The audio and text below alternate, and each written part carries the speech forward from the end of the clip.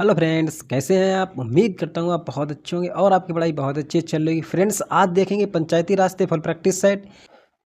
इसमें फ्रेंड्स आपको पंचायती राज से फुल प्रैक्टिस सेट देखने को मिलेगा। इसके साथ ही दोस्तों उत्तर प्रदेश पंचायती राज अधिनियम 1947 कंप्लीट रिवीजन देखने को मिलेगा। फ्रेंड्स, वीडियो पूरा देखिएगा। आइए दोस्तों देखते हैं पहला क्वेश्चन।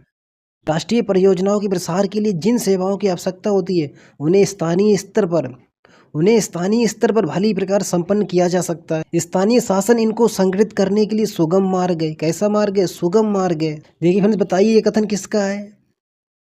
आपको बताना है, राष्ट्रीय परियोजनाओं के प्रसार के लिए जिन सेवाओं की आवश्यकता होती है उन्हें स्थानीय स्तर पर भली प्रकार संपन्न किया जा सकता है। स्थानीय शासन इनको संगठित करने के लिए सुगम मार्ग है। कैसा मार्ग है? सुगम मार्ग है। बताइए फ्रेंड्स, ये कथन किसका है? फ्रेंड्स, याद रखिए ये कथन हिस्क का है। किसका? हिक्स का है। ठीक है, इसका आंसर सी सही है। ये कथन हिस्क का है। किसका? हिस्क का है। याद रखिए फ्रेंड्स, ये कथन हिस्क का है। नेक्स्ट क्वेश्चन देखिए। नगर पालिकाओं की संरचना भारतीय संविधान के किस अनुच्छेद में वर्णित है? किसकी संरचना? नगर पालिकाओं की संरचना। देखिए फ्रेंड्स, बताइए भारतीय संविधान के किस अनुच्छेद में वर्णित है? तो फ्रेंड्स याद रखिएगा, अनुच्छेद 243 दाम। अनुच्छेद 243 दाम में इसका आंसर डी सही है। किसमें? अनुच्छेद 243 दाम में। इसमें देखिए, भारतीय संविधान के अनुच्छेद 243 दा में नगर पालिकाओं की संरचना का प्रावधान किया गया, जबकि अनुच्छेद 243 फा में नगर पालिकाओं के सदस्यों के लिए निहरताएं। अनुच्छेद 243 फा में अनुच्छेद 243 माह में वित्त आयोग। अनुच्छेद 243 माह में क्या है? वित्त आयोग। अनुच्छेद 243 था में नगर पालिकाओं के गठन का प्रावधान किया गया। किसमें? अनुच्छेद 243 था में। ठीक है, मैंने से याद रखिएगा। नेक्स्ट क्वेश्चन देखिए। निम्नलिखित युग्मों में से कौन सा एक सही सम्मिलित नहीं है? देखिए फ्रेंड्स, बताइए कौन सा सही सम्मिलित नहीं है। लखनऊ में देखिए फ्रेंड्स छावनी परिषद बिल्कुल सही है। लखनऊ में छावनी परिषद भी है, नगर निगम भी है, यानी कि लखनऊ में छावनी परिषद नगर निगम दोनों है। आगे देखिए, कानपुर में नगर निगम, ये भी सही है। गाजियाबाद में नगर पालिका परिषद। देखिए फ्रेंड्स, बताइए गाजियाबाद में नगर पालिका परिषद नहीं फ्रेंड्स, गाजियाबाद में भी नगर निगम है। क्या? नगर निगम है। ठीक है, इसका आंसर सी सही है। गाजियाबाद में नगर पालिका परिषद नहीं है। आगे देखिए, काकौरी में नगर पंचायत। काकौरी में नगर पंचायत। ठीक है फ्रेंड्स, याद रखिए काकौरी में नगर पंचायत है, गाजियाबाद में नगर पालिका परिषद नहीं है। ठीक है फ्रेंड्स, याद रखिएगा। नेक्स्ट क्वेश्चन देखिए। पंचायतों को संवैधानिक अधिकार किस संशोधन अधिनियम के माध्यम से प्रदान किया गया? आपको बताना है, पंचायतों को संवैधानिक अधिकार किस संशोधन अधिनियम के माध्यम से प्रदान किया है? कितना सरल क्वेश्चन है। देखिए फ्रेंड्स, बताइए। आपको फ्रेंड्स मालूम होगा 73वां संविधान संशोधन। 73वां संविधान संशोधन 1992 के द्वारा। ठीक है, इसका आंसर ए सही है। नेक्स्ट क्वेश्चन देखिए। उत्तर प्रदेश पंचायती राज अधिनियम की कौन सी धारा में ग्राम प्रधान के चयन की बात करती है? देखिए फ्रेंड्स, बताइए कौन सी धारा है जो ग्राम प्रधान के चयन की बात करती है? फ्रेंड्स याद रखिए, धारा 11 बी में। किसमें? धारा 11 बी में। इसका आंसर डी सही है, धारा 11 बी में। नेक्स्ट क्वेश्चन देखिए। उत्तर प्रदेश पंचायती राज अधिनियम 1947 के नियम 32 के अंतर्गत ग्राम सभा के बैठक के लिए नोटिस दिया जा सकेगा। देखिए फ्रेंड्स, बताइए बैठक से कितने दिन पूर्व नोटिस दिया जा सकेगा? देखिए इसमें उत्तर प्रदेश पंचायती राज अधिनियम 1947 के नियम 32 के अंतर्गत ग्राम सभा की बैठक के लिए नोटिस दिया जा सकेगा। देखिए फ्रेंड्स, बताइए ये भी सरल क्वेश्चन है। आपको फ्रेंड्स मालूम होगा, बैठक की तिथि से 15 दिन पूर्व। बैठक की तिथि से 15 दिन पूर्व। ठीक है, याद रखिएगा। उत्तर प्रदेश पंचायती राज अधिनियम 1947 नियम 32 के अंतर्गत ग्राम सभा की बैठक के लिए बैठक की तिथि से 15 दिन पूर्व नोटिस दिया जा सकेगा। नेक्स्ट क्वेश्चन देखिए। पंचायती राज से संबंधित किस समिति गठन योजना आयोग की सिफारिश पर किया गया था? आपको बताना है कौन सी समिति है जिसका गठन योजना आयोग की सिफारिश पर किया गया। GBK राव समिति, LM सिंघवी समिति, राजमन्नार समिति, बलवंत राय मेहता समिति। देखिए फ्रेंड्स, बताइए कौन सी समिति है? तो फ्रेंड्स याद रखिएगा, GBK राव समिति। 1985 में GBK राव समिति गठन योजना आयोग की सिफारिश पर किया गया था। किसकी सिफारिश पर? योजना आयोग की सिफारिश पर, राजीव गांधी की सरकार में। ठीक है फ्रेंड्स, याद रखिएगा। LM सिंघवी समिति कब आई थी? 1986 में। बलवंत राय मेहता समिति 1957 में। नेक्स्ट क्वेश्चन देखिए। अशोक मेहता समिति की रिपोर्ट कब प्रस्तुत की गई थी? देखिए फ्रेंड्स, बताइए अशोक मेहता समिति की रिपोर्ट कब प्रस्तुत की गई थी? फ्रेंड्स याद रखिए, 1978 में। कब प्रस्तुत की गई? 1978 में। अशोक मेहता समिति गठन कब हुआ था? 1977 में। रिपोर्ट कब आई थी? 1978 में। इसका आंसर ये सही है। अशोक मेहता समिति की रिपोर्ट कब प्रस्तुत की गई थी? 1978 में। अशोक मेहता समिति गठन कब हुआ था? 1977 में। इसका आंसर ये सही है। नेक्स्ट क्वेश्चन देखिए। चोल साम्राज्य में ग्राम सभा का कार्य क्या नहीं था? चोल साम्राज्य में ग्राम सभा का कार्य क्या नहीं था? देखिए इसमें, वे भूमि कर का संग्रह करती थी। सही है। आगे देखिए, मंदिरों के रख रखाव तथा उनकी आय व्यय का उचित प्रबंधन, ग्राम भूमि का सर्वेक्षण। देखिए फ्रेंड्स, बताइए ग्राम सभा का कार्य था? नहीं फ्रेंड्स, ग्राम भूमि का सर्वेक्षण ग्राम सभा का कार्य नहीं था। ग्राम सभा की भूमि का सर्वेक्षण राज्य सरकार के अंतर्गत किया जाता। मध्यस्थ नामक कर्मचारी द्वारा ग्राम सभा के कार्यों में सहायता प्रदान किया जाता था। ठीक है फ्रेंड्स, याद रखिएगा। इसका आंसर सी सही है। ग्राम भूमि का सर्वेक्षण ग्राम सभा कार्य नहीं हुआ करता था। किस काल में? चोल काल में। नेक्स्ट क्वेश्चन देखिए। किस अधिनियम में पहली बार स्थानीय स्वयं शासन की स्थापना की मान्यता प्रदान की? देखिए फ्रेंड्स बताइए किस अधिनियम में। फ्रेंड्स याद ही 1793 में। कब? 1793 में। इसका आंसर बी सही है। 1793 के अधिनियम में पहली बार स्थानीय स्वयं शासन को मान्यता प्रदान की गई। कब? 1793 में। नेक्स्ट क्वेश्चन देखिए। उत्तर प्रदेश पंचायत विधि संशोधन विधेयक 1994 प्रदेश में कब प्रवृत्त हुआ? देखिए फ्रेंड्स बताइए। उत्तर प्रदेश पंचायत विधि संशोधन विधेयक 1994 प्रदेश में कब प्रवृत्त हुआ? देखिए इसमें फ्रेंड्स याद रखिए 22 अप्रैल 1994 से। कब से?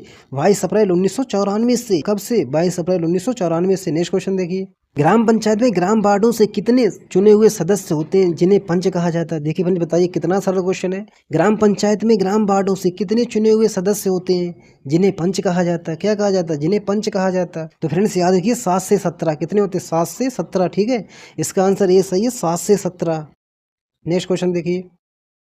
निम्नलिखित में से कौन सी पंचायती राज व्यवस्था की विशेषताएं नहीं है? देखिए इसमें कौन सी है जो पंचायती राज की विशेषताएं नहीं है? देखिए फ्रेंड्स बताइए पंचायती राज की विशेषताओं में कौन सा नहीं है इसमें? ग्राम सभा पंचायती राज व्यवस्था की प्राथमिक संस्था है। ग्राम सभा पंचायती राज व्यवस्था की प्राथमिक संस्था है, बिल्कुल सही है। त्रिस्तरीय प्रणाली, ये भी सही है। सदस्य सभा अध्यक्ष का चुनाव सीधे किया जाता है। किस स्तर पर? पंचायती राज व्यवस्था में। किस स्तर पर? पंचायती राज व्यवस्था में सदस्य सभा अध्यक्ष का चुनाव सीधे किया जाता है, ये भी सही है फ्रेंड्स। ठीक है, उपयुक्त में से कोई नहीं। तो फ्रेंड्स याद रखिए इसका आंसर डी सही है, उपयुक्त में से कोई नहीं। ठीक है, नेक्स्ट क्वेश्चन देखिए। ग्राम पंचायत को किसके आदेश से? देखिए फ्रेंड्स बताइए ग्राम पंचायत को किसके आदेश से उसके अधिकार सीमा से बाहर स्थित संस्थाओं को चंदा देने का अधिकार प्राप्त है? उसके अधिकार क्षेत्र से बाहर स्थित संस्थाओं को चंदा देने का अधिकार प्राप्त है।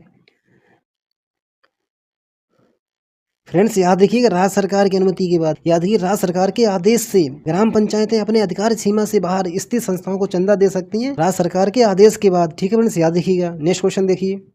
पंचायत समिति में शिक्षा समिति का सभापति कौन होता है? देखिए फ्रेंड्स बताइए पंचायत समिति में शिक्षा समिति का सभापति कौन होता है? देखिए इसमें अच्छा क्वेश्चन है, याद रखिए फ्रेंड्स प्रधान होता है। कौन होता है? प्रधान होता है। इसका आंसर ए सही है।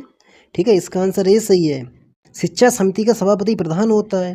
इस समिति में 6 अन्य सदस्य होते हैं। कितने? 6 अन्य सदस्य होते हैं, जिनमें से एक अनुसूचित जाति या जनजाति का, एक महिला सदस्य तथा एक पिछड़ा वर्ग से सदस्य होना अनिवार्य होता है। सदस्य होना अनिवार्य होता है। इस समिति में 7 विशेष आमंत्रित सदस्य होते हैं। इस समिति में 7 विशेष आमंत्रित सदस्य होते हैं। कितने? 7 विशेष आमंत्रित सदस्य होते हैं। ठीक है, याद रखिएगा। नेक्स्ट क्वेश्चन देखिए। यदि मतदान अध्यक्ष किसी कारणवश मतदान स्थल से अनुपस्थित हो तो उसके कृत्यों का संपादन कौन करेगा? देखिए फ्रेंड्स बताइए यदि मतदान अध्यक्ष किसी कारणवश मतदान स्थल से अनुपस्थित हो तो उसके कृत्यों का संपादन कौन करेगा?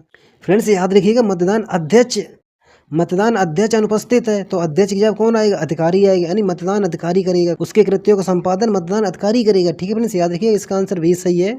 मतदान अध्यक्ष की अनुपस्थिति में मतदान अधिकारी कार्य करेगा। ठीक है, नेक्स्ट क्वेश्चन देखिए। राज्य निर्वाचन आयुक्त के संबंध में सत्य कथन पहचानिए। देखिए फ्रेंड्स बताइए इसमें कौन सा सत्य कथन है?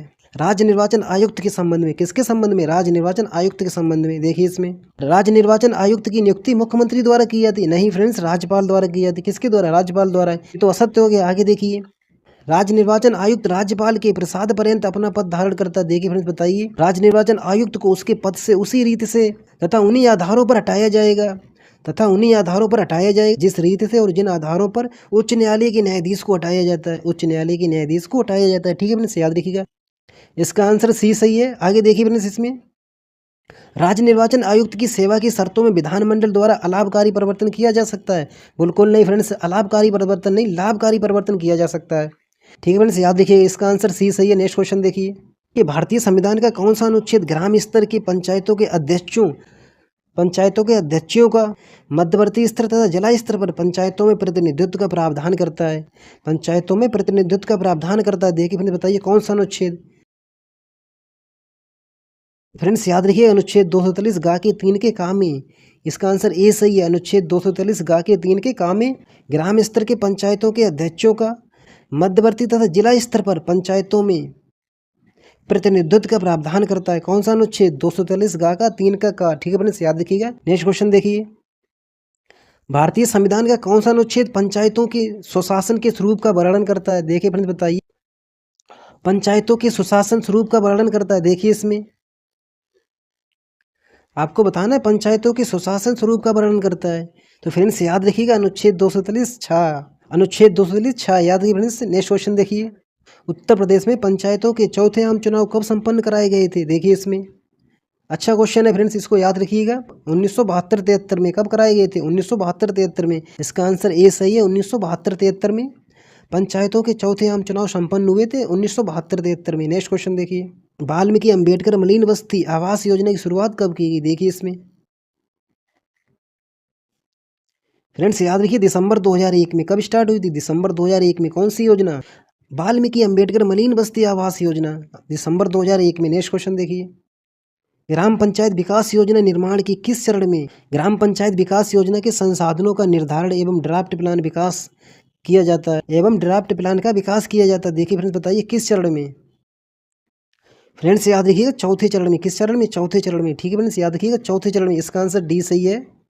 इसमें देखिए फ्रेंड्स, ग्राम पंचायत विकास योजना निर्माण के चौथे चरण में ग्राम पंचायत विकास योजना के लिए संसाधनों का निर्धारण एवं ड्राफ्ट प्लान का विकास किया जाता है। संसाधनों का निर्धारण एवं ड्राफ्ट प्लान का विकास किया जाता है। किस चरण में? चौथे चरण में। याद रखिएगा अच्छे से। पहले चरण में वातावरण निर्माण, पहले चरण में वातावरण निर्माण। दूसरे चरण में पारिस्थितिकी विश्लेषण, दूसरे चरण में पारिस्थितिकी विश्लेषण। तीसरे चरण में आवश्यकताओं की पहचान एवं प्राथमिकता निर्धारण। ठीक है फ्रेंड्स, याद रखिएगा। नेक्स्ट क्वेश्चन देखिए, 14वें वित्त आयोग ने ग्राम पंचायतों के लिए शर्त रहित मूल अनुदान और सशर्त निष्पादन अनुदान के बीच क्या अनुपात निर्धारित किया था? देखिए फ्रेंड्स, बताइए क्या अनुपात निर्धारित किया था? आपको बताना 14वें वित्त आयोग के अनुसार। फ्रेंड्स याद रखिएगा 90-10 का। कितना? 90-10 का। इसका आंसर बी सही, इसका आंसर सी सही है, 90-10 का। नेक्स्ट क्वेश्चन देखिए, पंचायती राज संस्थाओं के वित्तीय सशक्तिकरण में केंद्रीय वित्त आयोग की भूमिका होती है? देखिए फ्रेंड्स, बताइए पंचायती राज संस्थाओं के वित्तीय सशक्तिकरण में केंद्रीय वित्त आयोग की भूमिका क्या होती है? देखिए इसमें वित्तीय सहायता उपलब्ध कराना। क्या कराना? वित्तीय सहायता उपलब्ध कराना। वित्तीय योजनाएं तैयार करना, वित्तीय योजनाएं तैयार करना।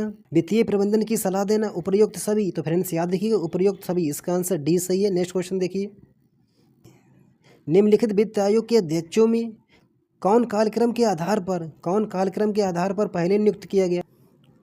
फ्रेंड्स याद रखिएगा, के संतानम। कौन? के संतानम। ठीक है, वित्त आयोग के दूसरे अध्यक्ष थे कौन? के संतानम। वित्त आयोग के दूसरे अध्यक्ष थे के संतानम। केसी पंत फ्रेंड्स आपको मालूम है 10वें वित्त आयोग के अध्यक्ष थे। किसमें? 10वें वित्त आयोग के अध्यक्ष कौन थे? केसी पंत थे। ठीक है, 12वें वित्त आयोग के अध्यक्ष कौन थे? 12वें वित्त आयोग के अध्यक्ष थे सी रंगराजन। ठीक है, सी रंगराजन 12वें वित्त आयोग के अध्यक्ष थे। और वाई बी रेड्डी फ्रेंड्स आपको मालूम होगा 14वें वित्त आयोग के अध्यक्ष। कौन से? 14वें वित्त आयोग के अध्यक्ष वाई बी रेड्डी। दूसरे वित्त आयोग के अध्यक्ष कौन थे? के संतानम। ऑप्शन के हिसाब से पहले हैं। ठीक है फ्रेंड्स, याद रखिएगा। और फ्रेंड्स पहले कौन से? केसी नियोगी। पहले कौन से? पहले वित्त आयोग के अध्यक्ष कौन थे? केसी नियोगी। पहले वित्त आयोग के अध्यक्ष कौन थे? केसी नियोगी। ठीक है फ्रेंड्स, याद रखिएगा। इसका आंसर डी सही है। नेक्स्ट क्वेश्चन देखिए, नेक्स्ट क्वेश्चन देखिए फ्रेंड्स, निम्नलिखित में से कौन सम्मिलित नहीं है? आपको देखना है इसमें कौन सा सही सम्मिलित नहीं है। देखिए, केंद्रीय वित्त आयोग अनुच्छेद 280 में सही है। राज्य वित्त आयोग अनुच्छेद 243 एम में नहीं फ्रेंड्स, अनुच्छेद 243 आई में है। किसमें?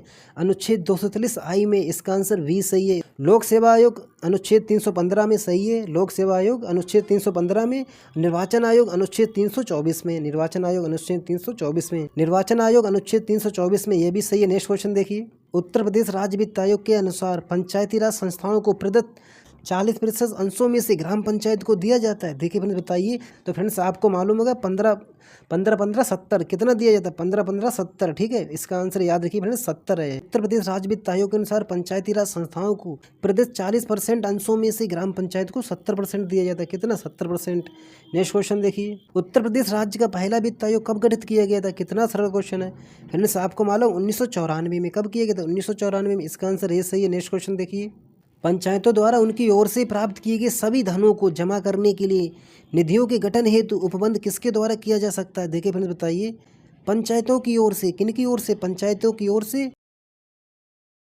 फ्रेंड्स याद रखिएगा, राज्य विधानमंडल द्वारा। किसके द्वारा? राज्य विधानमंडल द्वारा। इसका आंसर डी सही है, राज्य विधानमंडल द्वारा। नेक्स्ट क्वेश्चन देखिए, राज्य सरकार द्वारा प्रत्येक राज्य जिले के लिए एक जिला रजिस्ट्रार के अलावा कितने अतिरिक्त रजिस्ट्रार नियुक्त किया जा सकता है? देखिए मैंने बताइए कितने अतिरिक्त रजिस्ट्रार नियुक्त किया जा सकता है। तो फ्रेंड्स याद रखिए, राज्य सरकार जितना ठीक समझे। इसका आंसर डी सही है, राज्य सरकार जितना ठीक समझे। ठीक है, एक जिला रजिस्ट्रार के अलावा राज्य सरकार जितना ठीक समझे उतने रजिस्ट्रार की नियुक्ति की जा सकती है। नेक्स्ट क्वेश्चन देखिए, रजिस्ट्रार द्वारा जन्म या मृत्यु की कितनी प्रतियां निःशुल्क जारी की जा सकती हैं? देखिए मैंने बताइए, रजिस्ट्रार द्वारा जन्म या मृत्यु की कितनी प्रतियां निःशुल्क जारी की जा सकती हैं? तो फ्रेंड्स आपको मालूम है केवल प्रथम प्रति। केवल प्रथम प्रति। ठीक है फ्रेंड्स, याद रखिए इसका आंसर ए सही है, केवल प्रथम प्रति। नेक्स्ट क्वेश्चन देखिए, यदि एक गर्भ से एक साथ एक से अधिक बच्चे जन्म लेते हैं तो प्रत्येक जन्म के रजिस्ट्रीकरण के लिए, देखिए इसमें फ्रेंड्स कैसे रजिस्ट्रीकरण किया जाएगा।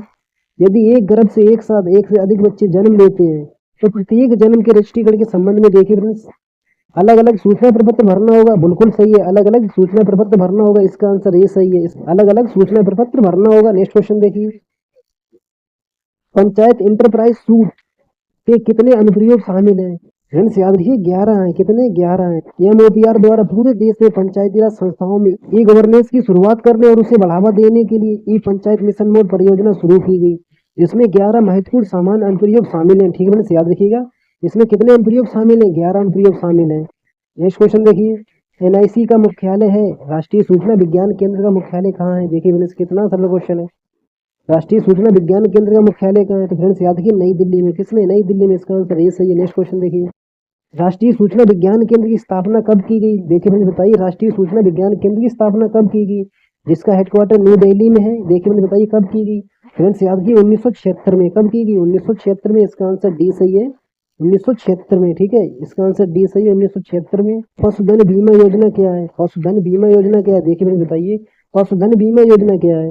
सभी प्रकार के जानवरों का बीमा करना, सभी दुधारू पशुओं का बीमा करवाना, सभी दुधारू और मांस उत्पादित करने वाले पशुओं का बीमा करवाना। फ्रेंड्स याद रखिएगा इसका आंसर सी सही है, सभी दुधारू और मांस उत्पादित करने वाले पशुओं का बीमा करवाना। ठीक है, इसका आंसर सी सही है, इसमें डी मत लगाइएगा फ्रेंड्स। नेक्स्ट क्वेश्चन देखिए, प्रधानमंत्री ग्राम उदय योजना का संबंध है। देखिए मुझे बताइए प्रधानमंत्री ग्राम उदय योजना का संबंध किससे है? इसका आंसर डी सही है, आवास से। किसका है? आवास से। ठीक है, प्रधानमंत्री ग्राम उदय योजना का संबंध आवास से। नेक्स्ट क्वेश्चन देखिए, गांधी ग्राम योजना की शुरुआत कब हुई थी?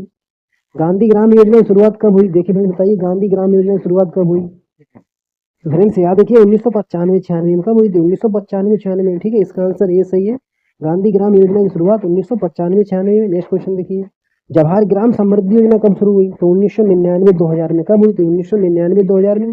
इसका आंसर सी सही है, 1999-2000 में जवाहर ग्राम समृद्धि योजना की शुरुआत की गई। नेक्स्ट क्वेश्चन देखिए, निम्नलिखित में से कौन सही सम्मिलित नहीं है? देखिए मैंने बताइए कौन सा सही सम्मिलित नहीं है, आपको बताना है कौन सा सही सम्मिलित नहीं है। ग्रीन कार्ड योजना जुलाई 1985 में। बिल्कुल सही है, ग्रीन कार्ड योजना जुलाई 1985 में स्टार्ट हुई थी। आगे देखिए, समेकित बाल विकास परियोजना, समेकित बाल विकास परियोजना 1975 में। ये भी सही है। संपूर्ण ग्रामीण रोजगार योजना वर्ष 2001 में स्टार्ट हुई थी। कब हुई थी? वर्ष 2001 में स्टार्ट हुई थी। कौन सी? संपूर्ण ग्रामीण रोजगार योजना 2018 में स्टार्ट नहीं हुई थी। फ्रेंड्स इसका आंसर सी गलत है, संपूर्ण ग्रामीण रोजगार योजना वर्ष 2001 में स्टार्ट हुई थी। ठीक है फ्रेंड्स, याद रखिएगा। काम के बदले अनाज योजना 1977-78 में। ये भी सही है, काम के बदले अनाज योजना 1977-78 में। नेक्स्ट क्वेश्चन देखिए, सीएससी की संरचना में शामिल है। देखिए इसमें सामान्य सेवा केंद्र सीएससी की संरचना में क्या क्या शामिल है? राज्य डिजाइन प्राधिकरण, राज्य डिजाइन प्राधिकरण, सेवा केंद्र एजेंसी, सेवा केंद्र एजेंसी, ग्राम स्तरीय उद्यमी, या सभी। तो फ्रेंड्स याद रखिए इसका आंसर डी सही है, ये सभी शामिल हैं, ये सभी शामिल हैं। कौन कौन सी? सीएससी संरचना में राज्य डिजाइन प्राधिकरण, सेवा केंद्र एजेंसी, ग्राम स्तरीय उद्यमी। कैसा उद्यमी? ग्राम स्तरीय उद्यमी। ठीक है फ्रेंड्स, याद रखिए। नेक्स्ट क्वेश्चन देखिए, सीएससी का फुल फॉर्म क्या है? कितना सरल क्वेश्चन है। Common service centre. क्या है? Common service centre. इसका आंसर ये सही है, common service centre. Next question देखिए, निम्नलिखित में से कौन सा दस्तावेज पंचायत सचिवालय में उपलब्ध नहीं रहता है? देखिए मैंने बताइए कौन सा दस्तावेज पंचायत सचिवालय में उपलब्ध नहीं रहता है। आपको ये देखना है, नहीं रहता है। ग्राम पंचायत के आय व्यय से संबंधित पुस्तक एवं बिल वाउचर, ये तो फ्रेंड्स रहते हैं। ग्राम पंचायत का कार्यवाही रजिस्टर, ग्राम सभा की कार्यवाही रजिस्टर, ग्राम सभा की कार्यवाही रजिस्टर, ये भी सही है।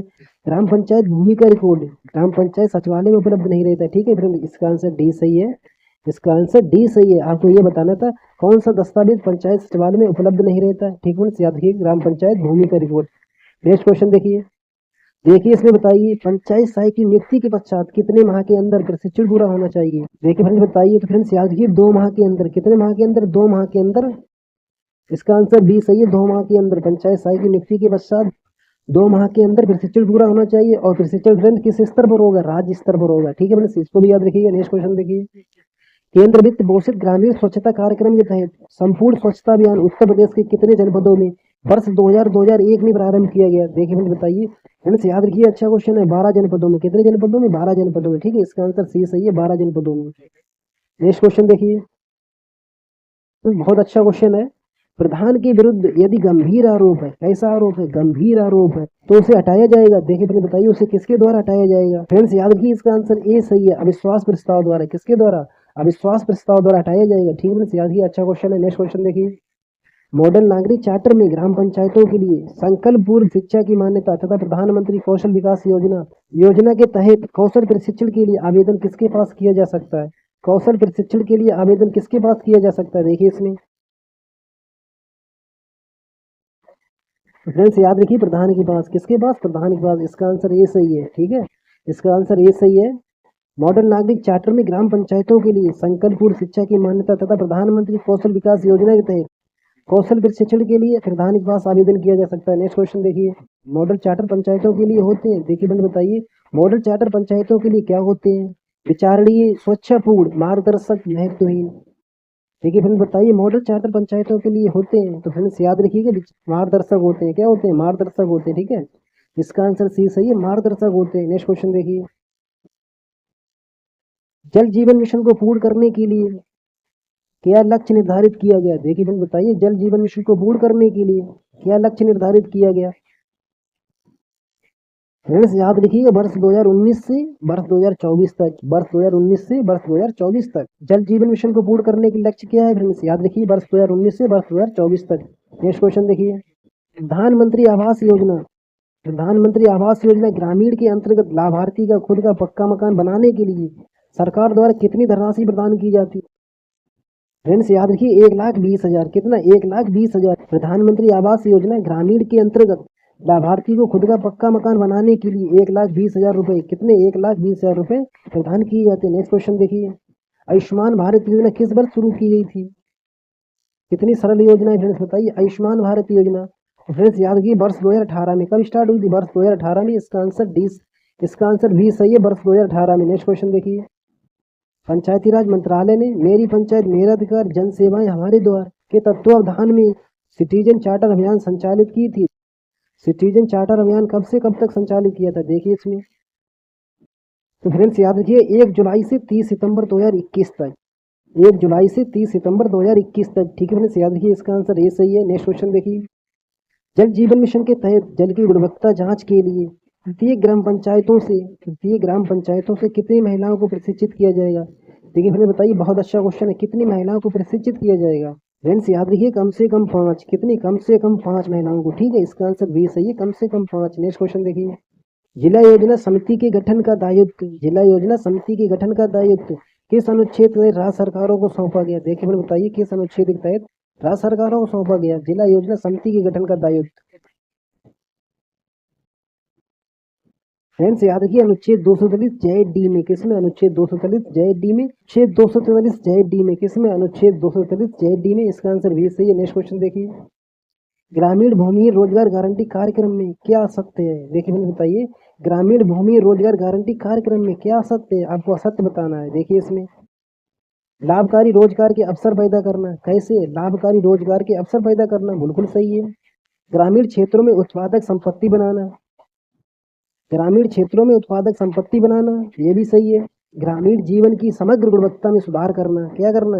ग्रामीण जीवन की समग्र गुणवत्ता में सुधार करना, ये भी सही है। ग्रामीण क्षेत्रों में रोजगार के अवसर को सीमित करना, नहीं फ्रेंड्स, सीमित तो नहीं करना। ग्रामीण क्षेत्रों में रोजगार के अवसर को सीमित करना, बिल्कुल नहीं फ्रेंड्स, रोजगार के अवसर को सीमित नहीं करना। यानी कि इसमें यही असत्य है। कौन सा असत्य है? डी असत्य है। आपको बताना क्या था? ग्रामीण भूमि रोजगार गारंटी कार्यक्रम में क्या असत्य है? तो फ्रेंड्स याद रखिएगा, इसका डी असत्य है, यानी कि ऑप्शन डी और आंसर भी डी फ्रेंड्स। ठीक है, केवल डी असत्य है, केवल डी असत्य है। नेक्स्ट क्वेश्चन देखिए, निम्न योजनाओं का सही मिलान कीजिए, निम्न योजनाओं का सही मिलान कीजिए। आइए फ्रेंड्स करते हैं इसमें सही मिलान।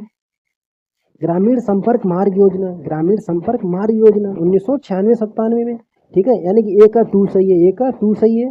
गंगा कल्याण योजना, कौन सी योजना? गंगा कल्याण योजना। इसकी शुरुआत हुई थी 1997-98 में। कब हुई थी? 1997-98 में, यानी कि बी का 1 सही है, बी का 1 सही है। आगे देखिए, समग्र आवास योजना, समग्र आवास योजना इसकी शुरुआत कब हुई थी? 1999-2000 में। कब हुई थी? समग्र आवास योजना शुरुआत हुई थी 1999-2000 में। सी को 4 से मिलाइएगा, सी को 4 से मिलाइएगा। प्रधानमंत्री ग्राम सड़क योजना, वर्ष 2000 2001 में, वर्ष 2000 2001 में। डी को 3 से मिलाइएगा, डी को 3 से मिलाइएगा, ठीक है फ्रेंड्स। इसका आंसर देखिए फ्रेंड्स क्या सही है, इसका आंसर भी सही है, इसका आंसर भी सही है, याद रखिए फ्रेंड्स, इसका आंसर भी सही है। आपको याद रखना है ग्रामीण संपर्क मार्ग योजना 1996-97 में, गंगा कल्याण योजना 1997-98 में, समग्र आवास योजना 1999-2000 में, प्रधानमंत्री ग्राम सड़क योजना 2000-2001 में। नेक्स्ट क्वेश्चन देखिए, मुख्यमंत्री समग्र ग्राम विकास योजना का शुभारंभ कहाँ से किया गया? देखिए इसमें शिल्पग्राम लखनऊ से। कहाँ से स्टार्ट हुई थी? शिल्पग्राम लखनऊ से, ठीक है। इसका आंसर भी सही है, शिल्पग्राम लखनऊ से। नेक्स्ट क्वेश्चन देखिए, आदर्श ग्राम के तहत व्यक्तित्व विकास से संबंधित क्रियाकलाप है। देखिए मैंने बताइए, आपको बताना आदर्श ग्राम के तहत व्यक्तित्व विकास से संबंधित क्रियाकलाप है। देखिए इसमें व्यवहार में परिवर्तन, सांस्कृतिक विरासत, सांस्कृतिक विरासत। देखिए मैंने बताइए, तो फ्रेंड्स याद रखिए इसका आंसर सी सही है, व्यक्तित्व विकास से संबंधित व्यवहार में परिवर्तन, सांस्कृतिक विरासत, ठीक है फ्रेंड्स, याद रखिए ये दोनों सही है, यानी कि इसका आंसर सी सही है, ठीक है फ्रेंड्स, याद रखिए। नेक्स्ट क्वेश्चन देखिए, सखी मंडल का संबंध किसकी विकास योजना से संबंधित है? आपको बताना सखी मंडल का संबंध किसकी विकास योजना से संबंधित है। तो फ्रेंड्स आपको मालूम है ग्राम पंचायत विकास योजना से। किससे? ग्राम पंचायत विकास योजना से। इसका आंसर ये सही है, ग्राम पंचायत विकास योजना से। नेक्स्ट क्वेश्चन देखिए, उत्तर प्रदेश में मुख्यमंत्री पंचायत प्रोत्साहन पुरस्कार योजना का उद्देश्य है। पुरस्कृत पंचायतों को आदर्श मानकर अन्य पंचायतों को प्रेरणा देना। क्या है? पुरस्कृत पंचायतों को आदर्श मानकर अन्य पंचायतों को प्रेरणा देना, ठीक है फ्रेंड्स, याद कीजिए इसका आंसर ए सही है। नेक्स्ट क्वेश्चन देखिए, भारत में स्मार्ट विलेज का मॉडल विश्व के किस मॉडल पर आधारित है? देखिए फ्रेंड्स बताइए, भारत में स्मार्ट विलेज का मॉडल विश्व के किस मॉडल पर आधारित है? तो फ्रेंड्स आपको मालूम होगा यूरोपीय मॉडल है। कौन सा मॉडल है? यूरोपीय मॉडल है। इसका आंसर ए सही है, यूरोपीय मॉडल है। नेक्स्ट क्वेश्चन देखिए, जेल में जन्म या मृत्यु के पंजीकरण के लिए जिम्मेदार है। देखिए मैंने बताइए, जेल में जन्म मृत्यु पंजीकरण के लिए कौन जिम्मेदार है? तो फ्रेंड्स आपको मालूम होगा जेलर जिम्मेदार है। कौन जिम्मेदार है? जेलर, ठीक है, इसका आंसर ए सही है। नेक्स्ट क्वेश्चन देखिए, ग्राम सभा की बैठकें प्रतिवर्ष होती हैं। देखिए मैंने बताइए, ग्राम सभा की बैठकें प्रतिवर्ष कब होती हैं? तो फ्रेंड्स आपको मालूम ग्राम सभा की प्रतिवर्ष बैठकें 2 होती हैं। पहली बैठक खरीफ की फसल कटने के तुरंत बाद, दूसरी बैठक रबी की फसल कटने के तुरंत बाद, ठीक है फ्रेंड्स, याद रखिए इसका आंसर सी सही है, इसका आंसर सी सही है। ग्राम सभा की बैठकें प्रतिवर्ष खरीफ की फसल कटने के तुरंत बाद, रबी की फसल कटने के तुरंत बाद। नेक्स्ट क्वेश्चन देखिए, ब्रिटिश भारत में सर्वप्रथम केंद्रीय जन्म मृत्यु और विवाह पंजीकरण अधिनियम कब आया था? तो फ्रेंड्स आपको मालूम होगा 1886 में आया था। कब आया था? 1886 में आया था, ठीक है। इसका आंसर डी सही है, 1886 में आया था। नेक्स्ट क्वेश्चन देखिए, ग्राम विकास सचिव के कार्यों में उनकी सहायता कौन करता है? देखिए फ्रेंड्स बताइए, ग्राम विकास सचिव के कार्यों में उनकी सहायता कौन करता है? पंचायत सहायक, पंचायत सदस्य, लेखपाल, इनमें से कोई नहीं। तो फ्रेंड्स आपको मालूम है पंचायत सहायक करता है। कौन करता है? पंचायत सहायक करता है। बहुत इजी क्वेश्चन है।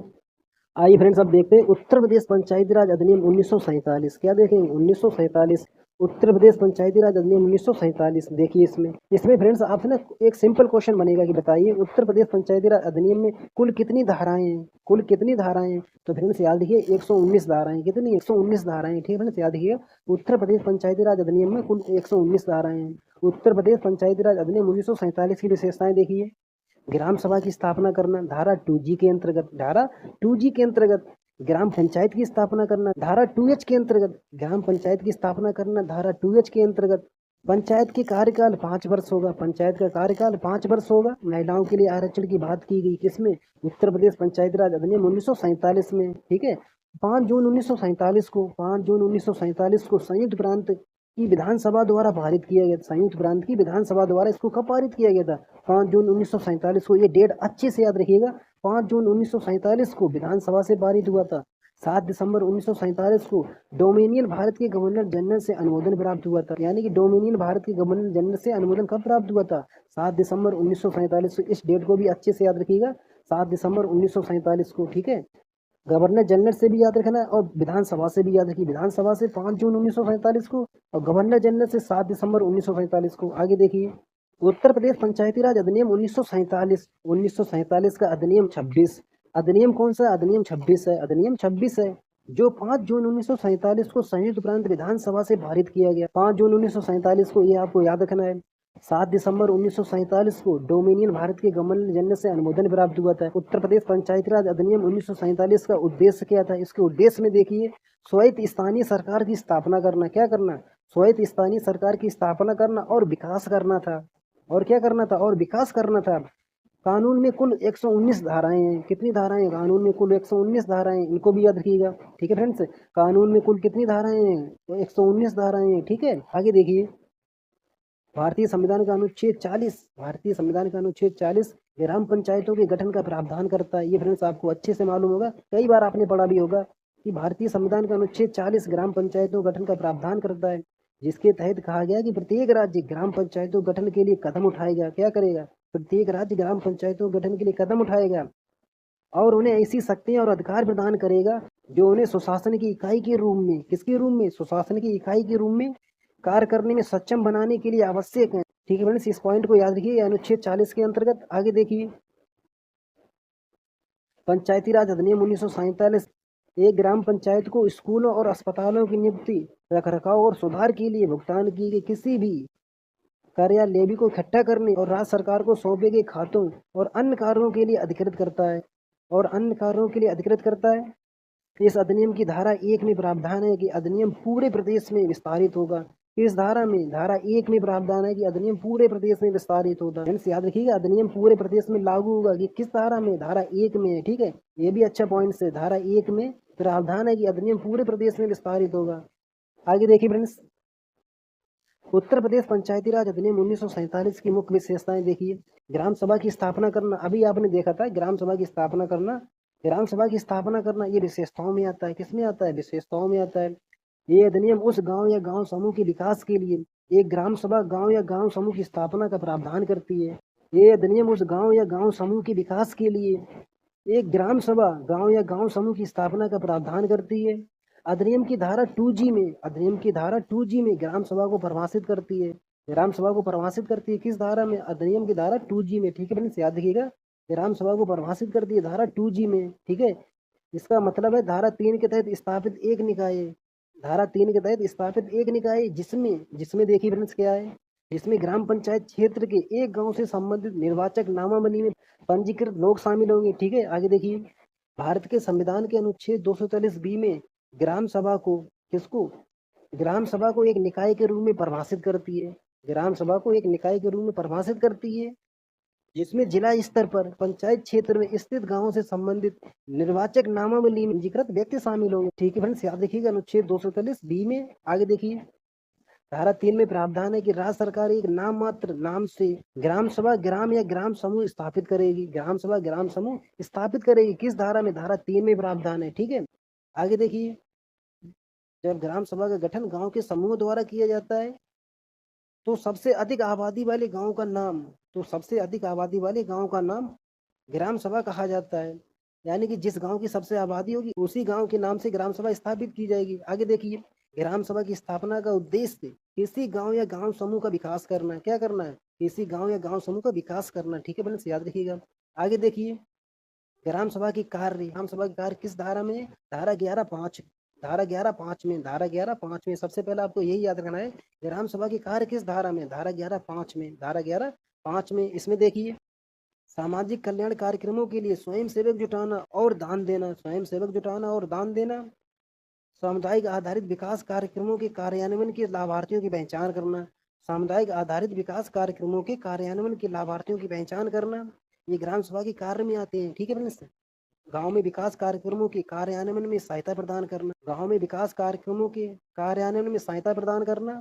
ठीक है फ्रेंड्स, याद रखिए, ग्राम सभा के कार्य में आपको याद रखना है ग्राम सभा के कार्य किस धारा में? धारा 11(5) में, धारा 11(5) में। आगे देखिए, ग्राम पंचायत की स्थापना करना, ग्राम पंचायत की स्थापना देखिए फ्रेंड्स, आपको मालूम है धारा 2H में, किसमें? धारा 2H में। ये कानून ग्राम पंचायत की स्थापना का प्रावधान करता है। इस अधिनियम की धारा 2H में ग्राम पंचायत को परिभाषित करती है। कौन सी धारा? धारा 2H, याद रखिए। ग्राम पंचायत रूप से ग्राम सभा के मामलों के प्रबंधन का उद्देश्य गठित एक निकाय है। ग्राम सभा के मामलों का प्रबंधन करना किसका उद्देश्य है? ग्राम पंचायत का। आगे देखिए, धारा 12(1) में प्रावधान है कि ग्राम पंचायत पूरे पंचायत क्षेत्र में, पूरे पंचायत क्षेत्र में स्थित जिसका नाम पंचायत क्षेत्र के नाम पर रखा गया, जिसका नाम पंचायत क्षेत्र के नाम पर रखा गया, ये किस धारा में? धारा 12(1) में। ठीक है फ्रेंड्स, इसको भी याद रखिएगा कि जिसका नाम पंचायत क्षेत्र के नाम पर रखा गया, धारा 12(1) में प्रावधान है। आगे देखिए, जब तक प्रधान या ग्राम पंचायत से कम 2/3 सदस्य निर्वाचित नहीं होते तब तक ग्राम पंचायत के गठन की घोषणा नहीं की जाएगी। कम से कम 2/3 सदस्य निर्वाचित नहीं होते हैं, तब तक ग्राम पंचायत गठन की घोषणा नहीं की जाएगी। ठीक है फ्रेंड्स, याद रखिएगा। धारा 15 में क्या है? धारा 15 में क्या है? ग्राम पंचायत के कार्यों को निर्धारित करती है। ग्राम पंचायत के कार्यों को निर्धारित करती है कौन सी धारा? धारा 15। धारा 15 अभी आपने देखे थे ग्राम सभा के कार्य, धारा 11(5) में, धारा 11(5) में। उसी प्रकार याद रखिए ग्राम पंचायत के कार्य धारा 15 में, धारा 15 में। इसमें देखिए कौन कौन से कार्य हैं ग्राम पंचायत के। कृषि एवं कृषि को बढ़ावा देना एवं विकास करना, ये क्वेश्चन आपने स्टेटमेंट में कई बार देखे होंगे। कृषि एवं कृषि को बढ़ावा देना एवं विकास करना ग्राम पंचायत के कार्यों में।